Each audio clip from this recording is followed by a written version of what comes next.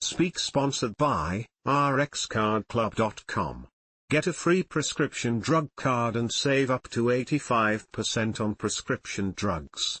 rxcardclub.com. So much flu. What to know as flu season ramps up early this year. Flu season has arrived earlier than usual and is hitting people, especially children, particularly hard in some parts of the country. Doctors in Colorado, Michigan, and Louisiana are reporting a significant surge in flu cases, with emergency departments being overwhelmed with children coming in with the flu. The flu is causing classic symptoms like fever, body aches, and extreme fatigue, as well as severe headaches and dizziness in some children.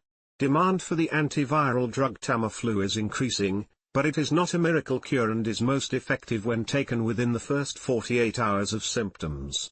Doctors are urging people to get their flu shots and to stay home if they have the flu, especially around the holidays, to prevent spreading it to more vulnerable populations. rxcardclub.com.